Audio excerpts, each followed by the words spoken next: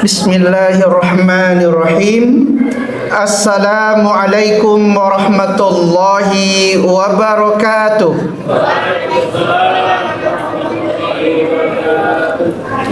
Innal hamdalillah nahmaduhu wa nasta'inuhu wa nastaghfiruh wa na'udzu billahi min syururi anfusina wa min sayyiati a'malina.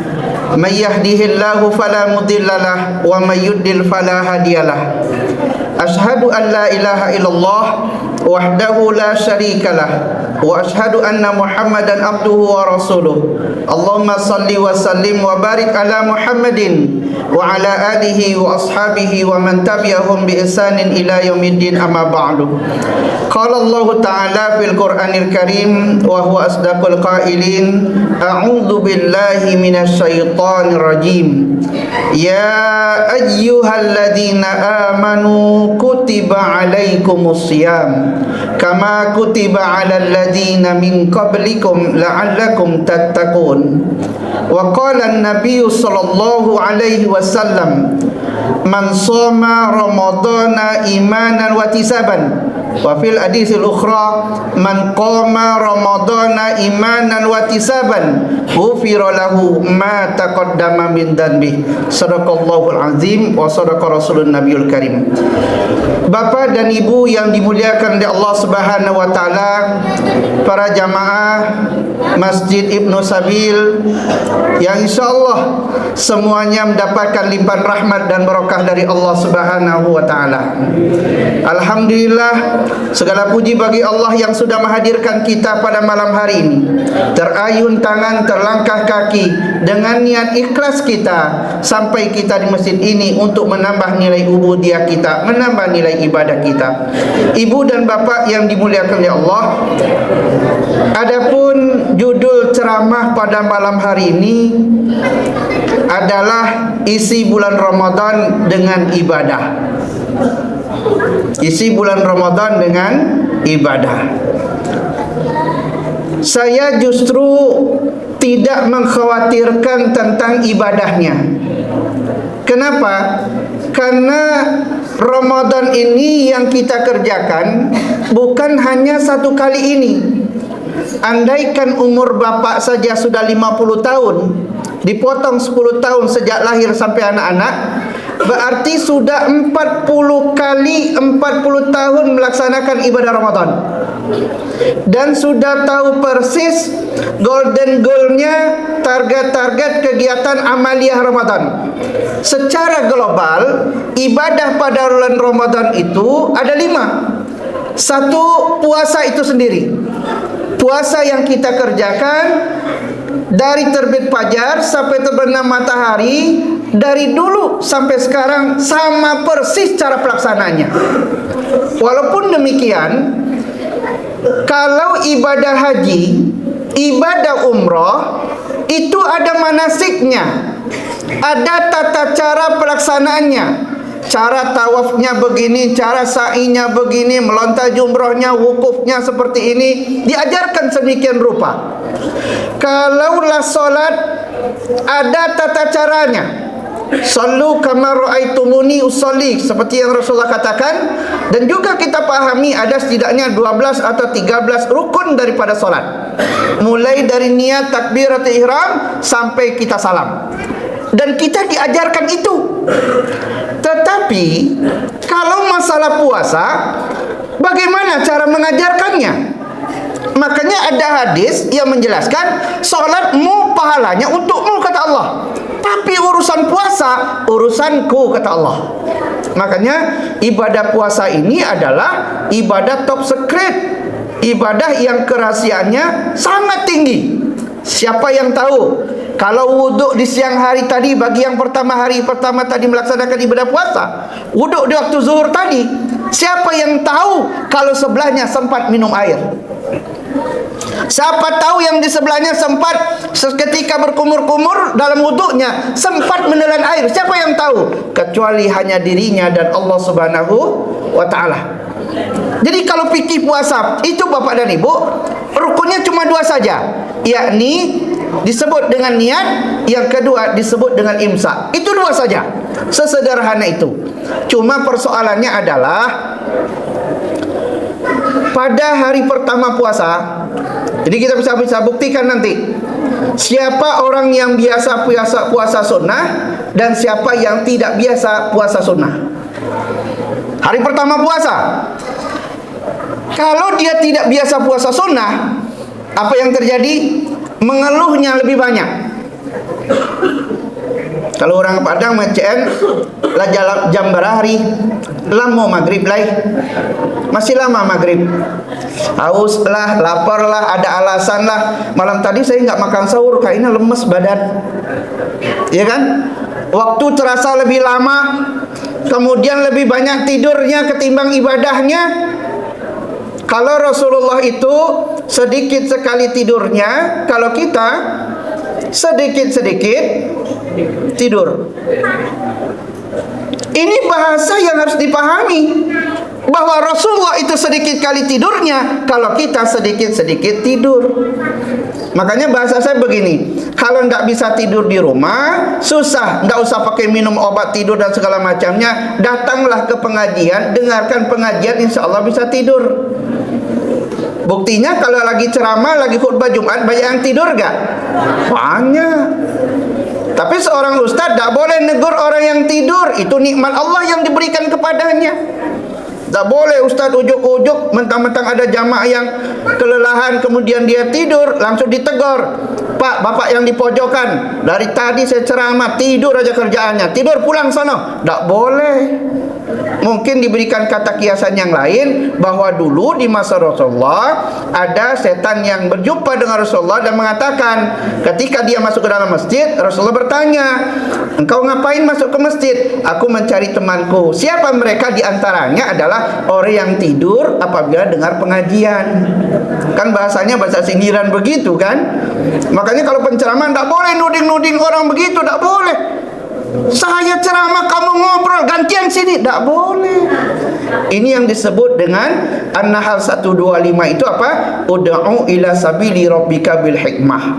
Dengan kata hikmah ada bijaksana dan bijaksininya. Ibu dan bapak yang dimuliakan oleh Allah, jadi kalau orang yang tidak biasa puasa sunnah, pada hari pertama puasa pengennya tidur aja itu. Habis makan sahur, anggaplah dia ke masjid, sholat subuh, yang dipikirkan oleh kepalanya adalah tidur. Nanti bangun jam 10 atau menjelang zuhur, kemudian sholat duhur, habis itu lanjut lagi tidurnya. Tapi bagi sini nggak ada pak, sini nggak ada pak, sini aman ya, aman. Tapi bagi orang yang biasa puasa sunnah, puasa Senin Kamis, puasa Nabi Daud, puasa Ayyamul pertengahan bulan, atau puasa disebut dengan puasa Asyura, puasa Arafah, 6 hari di bulan Syawal, dan puasa sunnah yang lain, maka pada hari yang pertama puasa tadi, maka bagi dia apa? Biasa aja kali, nggak merasa beban.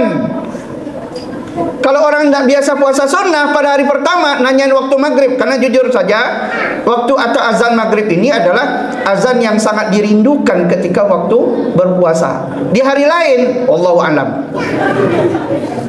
tak boleh telat dikit pun. Terdengar suara azan di TV, udah buka belum? Itu azan TV doang, di masjid belum azan. Jadi Bapak Saudara, ini secara fikihnya, ini saya perlu saya jelaskan. Jadi yang saya khawatirkan bukan justru tentang amaliyah Ramadannya, yang saya khawatirkan adalah bagaimana tentang merusak atau rusaknya pahala ibadah puasa kita. Jadi amalan selama bulan Ramadan untuk mengingatkan kembali, satu disebut dengan puasa, yang kedua ada sholat tarawih. Man qama Ramadan, kalimat qama itu mendirikan solat di waktu malam, di antaranya adalah solat tarawih. Alhamdulillah kita laksanakan ini dengan baik. Saya pengennya bisa full ini sampai 30 hari ke depan atau 1 bulan ke depan ini, ya kan? Jangan cuma di awal. Lalu pengurus masjid berpikir, wah kayaknya masjid penuh nih, masjid kayaknya sempit, harus dibikin pemugaran ini dan itu. Tidak usah pikir macam-macam. Kenapa? Di 10 hari kedua sudah mulai susut jamaahnya. Dan itu sudah dimaklumi Pak. Dan itu mungkin terjadi di kita saja. Sementara kalau di Masjidil Haram anak sana, semakin hari ujung Ramadan semakin ramai. Kemudian ada lagi yang namanya zakat fitrah selama bulan Ramadan, itu amaliyahnya. Kemudian apalagi selama bulan Ramadan ada namanya tadarus Quran. Apalagi yang kelima disebut dengan i'tikaf. Amal-amal ini, ibadah-ibadah ini sebenarnya sudah lazim, sudah biasa kita kerjakan di waktu yang lain. Cuma saja penamaan saja yang berbeda. Ibu bapak, apa yang kita khawatirkan bukan amalan tadi. Jadi yang kita khawatirkan adalah, ini kalau kita bicara tentang hukum fikih itu, ada disebut dengan al-mubtilat, ada yang disebut dengan al-mufsidat. Al-mubtilat ini adalah segala sesuatu yang membatalkan puasa. Apa yang membatalkan puasa? Makan, minum, merokok, berhubungan sama istri di siang hari, dan segala sesuatu yang membatalkan puasa. Sejak dulu sampai sekarang kita udah tahu persis. Tak perlu diajarkan lagi, udah paham. Cuma yang khawatirnya kita adalah al-mufsidat. Mau al-mufsidat? Apa itu mufsidat? Yang merusak pahala puasa. Tercatat iya oleh malaikat, tapi di ponten enggak. Itu namanya kalau bahasa Spanyolnya bakaceo piti ndak laku. Minyak habis sambal ndak lama. Dia ibadah sepanjang hari, dia sholat sepanjang waktu, siang dan malamnya, tapi dicatat malaikat, tapi tidak dapat ponten apa-apa. Makanya pernah dengar hadis kan? Kam min shaimin. Kan begitu kata Rasulullah. Betapa banyak orang yang berpuasa, dia tidak mendapatkan apa-apa kecuali apa? Ilal ju' wal atas. Kecuali rasa lapar dan haus saja. Ini yang kita takutkan. Kita sudah puasa, menahan diri dari segala membatalkan puasa sejak terbit fajar sampai terbenam matahari. Ternyata kita abaikan yang disebut dengan hal-hal yang merusak pahala puasa. Apa yang merusak pahala puasa ibu dan bapak? Di antaranya, makanya para ulama menjelaskan, orang-orang yang berpuasa itu kan ada 3 kelompok katanya itu. Ada kelompok yang pertama adalah kelompok awam, kan gitu kan? Kelompok orang yang hanya berpuasa saja, yang mampu menahan haus dan lapar sejak terbit fajar sampai terbenam matahari. Kelompok yang kedua kelompok khawas, kelompok yang bukan hanya menahan haus dan lapar, tapi menambah dengan ibadah yang lainnya. Kelompok yang ketiga khawas bi khawas, yang lebih tinggi daripada itu. Dia bukan hanya menahan haus dan lapar dari segala yang membatalkan puasa, bukan hanya menambah ibadahnya baik siang maupun di malam hari, tapi juga mampu untuk menahan diri dari segala sesuatu yang merusak pahala puasa. Mata. Luar biasa mata kita di bulan Ramadan ini. Tundukkan pandanganmu. Pergi ke pasar, pergi ke mal. Emang bisa kita menghindari pandangan di sekeliling kita? Emang kita mau ke pasar pakai kacamata kuda gitu? Tidak bisa. Oleh karena itu mohon ibu-ibu, mak-mak, wahai para anak gadis, berpakaianlah kalian selama bulan Ramadan ini dengan baik dan benar, sehingga terjaga auratmu, sehingga terjaga pula mata kami. Ini rusaknya mata, telinga, hati, pikiran, semua anggota tubuh kita merusak semuanya. Bahkan para ulama lagi menegaskan, apalagi yang merusak pahala puasa? Sebenarnya puasa ini kan melatih kita. Bulan penggemblengan, bulan penggodoan, bulan latihan kita untuk apa? Meredam, mengendalikan daripada sifat-sifat yang buruk dalam diri kita. Di antaranya sifat kebinatangan, sifat rakus, tamak, sombong, riya, ujub, takabur. Semua sifat-sifat jelek itu dihirangi. Kenapa? Kalau orang puasa, jangankan ngomongan buruk pak tentang orang lain, diajak berantem aja tidak mau. Kan kalau orang puasa itu sentimen, pantang tersinggung, gampang marah. Apalagi yang lagi berburu takjil, apalagi yang bapak-bapak yang pulang kerja macet luar biasa, tahu-tahu ada yang nyalip, tidak mau ikut aturan di jalan raya, marahnya luar biasa itu. Tapi sadari diri kita sedang puasa. Katakan ana shaim, saya sedang puasa, sabar. Lalu apalagi kalau ada yang ngajak ribut, saya sedang puasa mas, nanti habis maghrib kita lanjutkan. Ya lagi puasa gak boleh gitu ya. Karena orang yang menjaga dirinya karena dia tahu sedang puasa, mohon maaf Pak Ibu, orang terbiasa berwuduk saja, terbiasa berwuduk, dia akan menjaga dirinya dari bersentuhan dengan lawan jenis, melakukan perbuatan yang diharamkan. Saya sedang berwuduk, apalagi puasa. Tak boleh ngomong kotor, tak boleh marah. Lalu ibu-ibu protes, Ustaz, anak saya begini-gini. Emang saya nggak boleh marah sama anak saya? Boleh, ibu marah boleh. Tetapi sewajarnya intensitas marahnya dari hari biasa agak diturunkan volumenya. Jangan sampai seluruh tetangga tahu, lalu semua dibanting ini dan itu. Ingat, ibu, bapak, kita sedang puasa. Makanya di akhir Ramadan Allah katakan dengan kalimat apa? La'allakum tattaqun. Semua kita pasti pengen meraih ke sana. Jadi ibu bapak yang dimuliakan oleh Allah, kalaulah judulnya tadi isilah bulan Ramadan ini dengan ibadah, insya Allah kita akan isi semuanya. Target-target kita Ramadan harus tarawih, kita kerjakan. Kita puasa full, insya Allah. Kemudian kalau tadarus, insya Allah. Kita lakukan itikaf, insya Allah kita lakukan.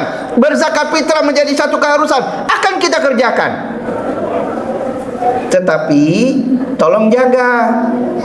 Kan di antara yang sholat tarawih ini ada yang sebelumnya tidak pernah ke masjid. Betul tidak? Ada yang nggak pernah ke masjid. Yang subuh-subuh, ingat kalau di tempat saya di Cilengsi sana, subuh itu ramai sekali bulan Ramadan itu. Sementara di hari biasa tidak kelihatan itu orang. Cuma 2-3 saf saja yang ada. Juga tolong hati-hati dengan mulut kita. Ada teman tidak pernah ke masjid, tahu-tahu subuh dia hadir di masjid. Nggak boleh ngomong gini, tumben lu ke masjid. Jangan. Hidayah itu di tangan Allah. Takutnya nanti gara-gara omongan kita dia nggak ke masjid lagi. Nah kan, gara-gara lu nih gua nggak ke masjid, jadi akhirnya siapa? Kita yang menanggung dosanya.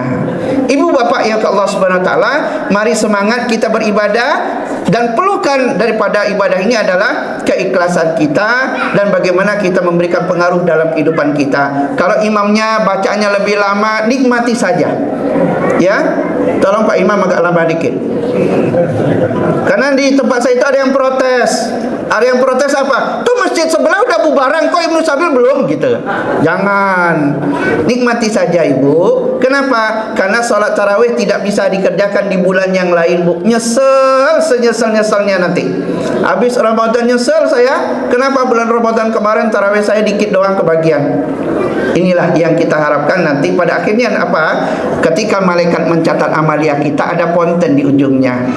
Ya, apakah ini nilainya terbaik, apakah nilainya memuaskan atau sangat buruk dan lain-lain. Itu kembali kepada diri kita. Mudah-mudahan Ramadan ini kita bisa jalankan dengan semaksimal mungkin. Kita selesaikan dengan baik, kita selesaikan finish, kita udah start, kita mulai, kemudian kita akhiri dengan finish di akhir Ramadan. Insyaallah Allah berikan yang terbaik untuk diri kita. Setiap doa kita, hajat dan munajat kita dikabulkan oleh Allah.